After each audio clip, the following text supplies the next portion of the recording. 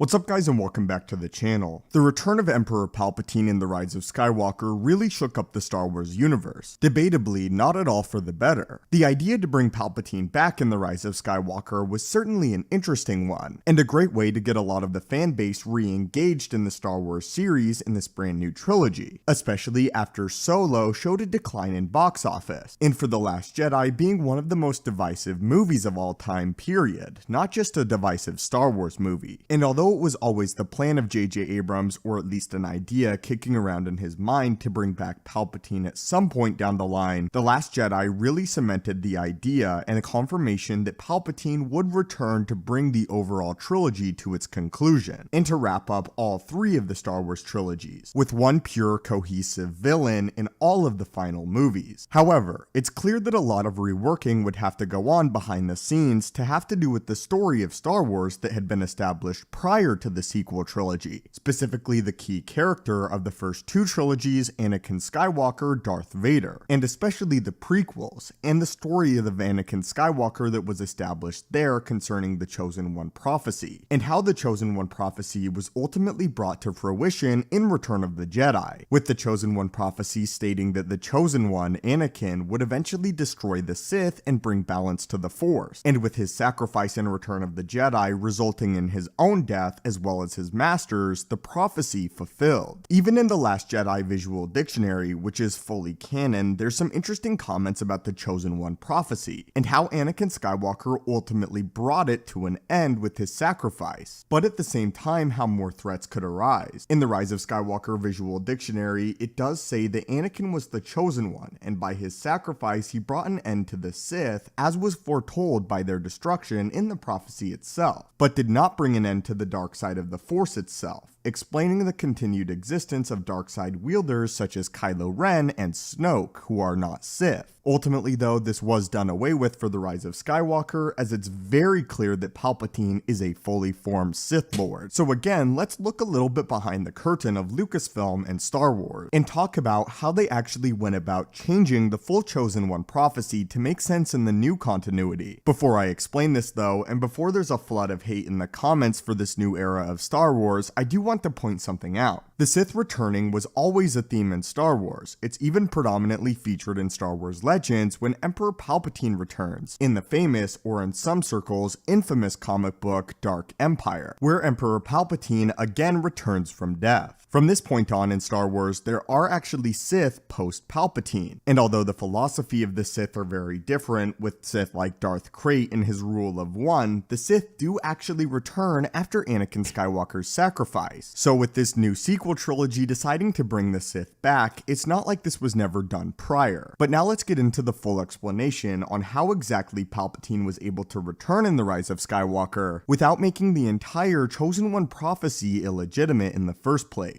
A lot of the heavy lifting for this is actually done in the Qui-Gon Jinn Obi-Wan Kenobi book, Master and Apprentice, and it's not really explained away at all in the actual film for The Rise of Skywalker, or very much touched on in the novelization. However, this Qui-Gon Jinn Obi-Wan book does go a long way to explain how the Chosen One prophecy is fulfilled, and its deeper meaning, at the same time confirming one of the major theories about the Chosen One prophecy, that it is very much impermanent. The key aspect having to do with Anakin Skywalker's Chosen One prophecy is a balance in the Force, not the fact that he will destroy the Sith, which he actually does momentarily, when Palpatine's body, or initial body, does actually die, and he's forced to transfer his essence into a new clone body, a topic that I've covered extensively in other videos. In the official prophecy that was proposed to us in the Qui-Gon Jinn Obi-Wan Kenobi book, this is what the Chosen One prophecy actually says in full detail. A Chosen One shall come, born of no father, and through him will ultimate balance in the Force be restored. The moment between breaths is the balance of the Force, between life and death, rest and action, serenity and passion, hope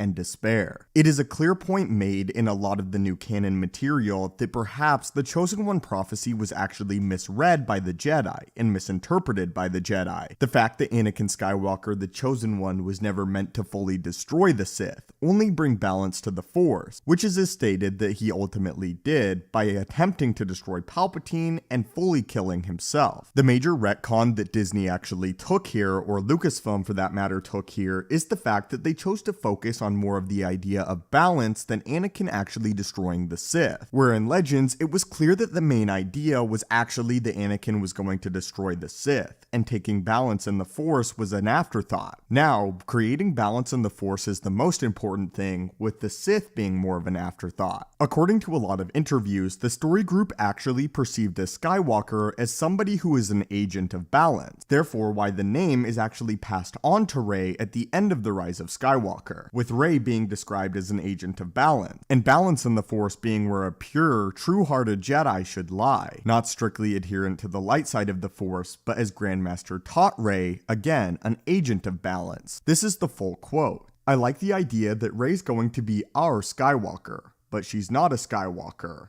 Then, for our purpose, the Skywalker is really just a metaphor. It doesn't have to be something that's directly connected to blood. As explained here, a Skywalker is an agent of the balance of the Force, or the true state of the Force, with the book Dooku Jedi Lost taking it a step further and explaining what balance really is supposed to mean. We call upon the three, light, dark, and balance true. One is no greater than the others. Together they unite, restore, center, and renew.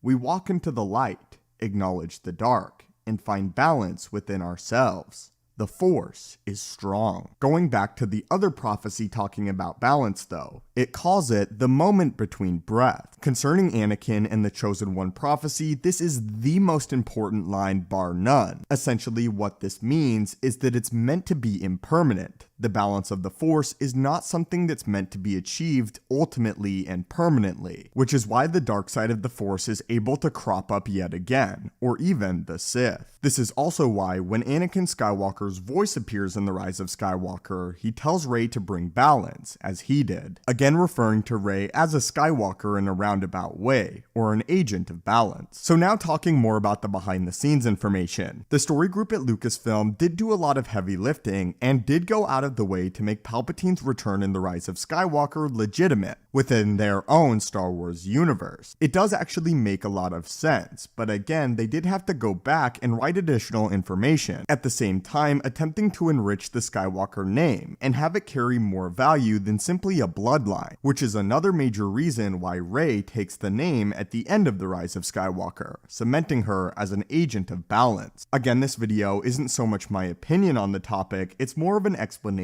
and a history of what the Lucasfilm story group had to go through, and the little Easter eggs and breadcrumbs they left along the way, with again, the biggest one of all being that balance of the Force is not meant to be a permanent thing, but again, the moment between breaths. Anyway, my friends, I would love to hear your thoughts on this, and did you realize the full history and behind the scenes information on the Chosen One prophecy, and Palpatine's return, and how they directly affected one another? Do you like this explanation or not? I would love to hear all of your insights in the comments down below. If you haven't hit that subscribe button yet and want to hear more information about the detailed history of Star Wars, both in and outside of the universe, please do so. As always, my friends, may the Force be with you, and have a great day.